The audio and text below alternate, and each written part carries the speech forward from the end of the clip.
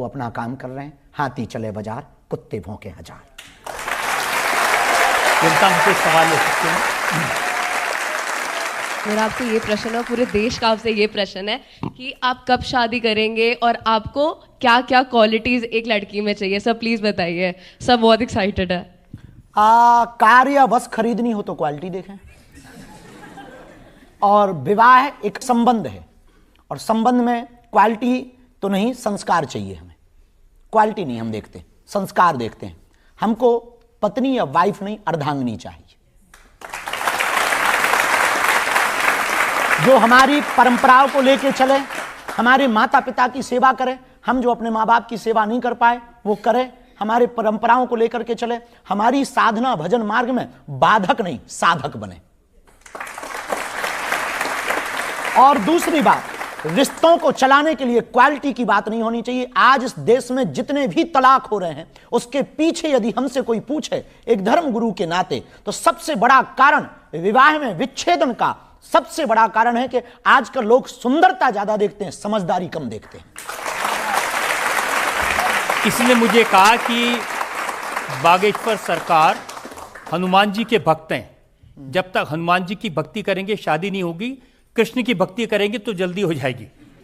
भगवान की कृपा से 7 नवंबर से 16 नवंबर हम पद यात्रा करने जा रहे हैं, दिल्ली से वृंदावन।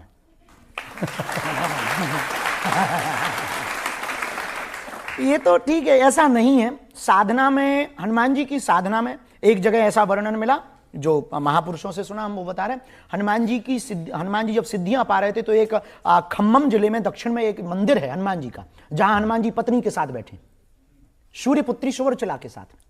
सूर्यपुत्री सुवर्चला के साथ में दक्षिण भारत में हनुमान जी विराजमान है। तो वर्णन मिला, हमने 1-2 जगह पढ़ा भी, और वो हनुमान अंक में इस बात को हमने पढ़ा भी। तो उसमें वर्णन ये प्राप्त हुआ कि सूर्य भगवान से जब हनुमान जी साधना ले रहे थे तो एक सिद्धि ऐसी थी जो विवाहित व्यक्ति को ही दी जाती थी। तो हनुमान जी बोले हम तो नैष्ठिक ब्रह्मचारी हैं।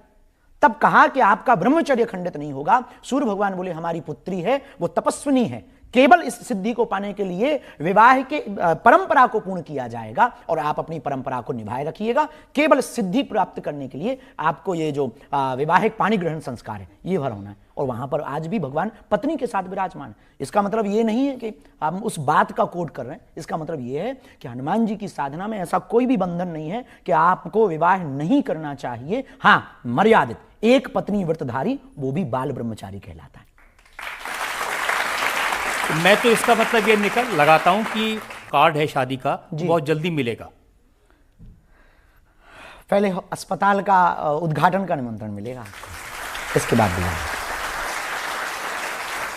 आप जो इतने आड़े तिरछे कपड़े पहनते हैं, इतने रंगीन कपड़े पहनते हैं, तो आपका फैशन डिजाइनर कौन है? आपको कपड़ों से दिक्कत है?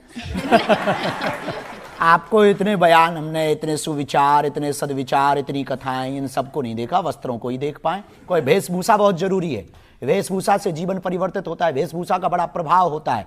और हम तो ये भी कहेंगे युवान बच्चों को सप्ताह में 1 दिन भारतीय वेशभूषा को पहनना चाहिए।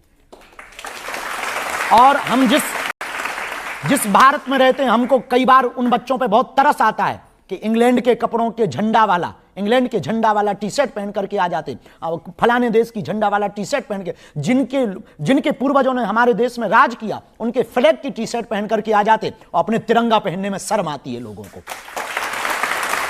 तो हमारी भारतीय परिधान में आड़े तिरछे जरूर पहनते हैं पर पूरे पहनते हैं, और भारतीय पहनते हैं। धोती कुर्ता जो हमारी परंपरा है वही पहनते हैं। और रही बात रंगीन की, तो हम रंगीन मिजाज के आदमी नहीं है, रंगीन कपड़े पहनने वाले आदमी।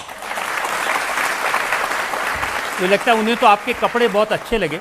हाँ, आपने पूछा ड्रेस डिजाइनर कौन है? जो दे जाता है हम पहन लेते हैं। आपकी श्रद्धा हो तो कल बागेश्वर धाम में एक आध जोड़ी भिजवा दीजिए।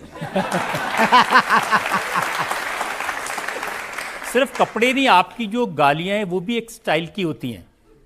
अब ठठरी के बरे, नकट्टा, मूसरचंद, ये कहां से लाते हैं? गांव के आदमी हैं, गांव में तो यही चलती है। अब यहाँ हमारे यहाँ अंग्रेजी तो चलती नहीं थी, तो हमारे यहाँ माताएं जब नाराज होती हैं तो ये गालियां नहीं है, आशीर्वाद है। अब इसका मतलब क्या? जैसे नखटा, मुंह सच्चा, इनका मतलब क्या है? मतलब ना पूछो थोड़ी, हमको अभी भारत में घूमना भी है, कहीं पर किसी का दिमाग खराब हो जाए, हम कह दें नक कटा, उसे अर्थ पता हो जाए तो आफत हो जाएगी हमको, तो इतने में ही रहे, कुछ राज ही रहने चाहिए। हाँ, तो एक सवाल और सकते हैं जी।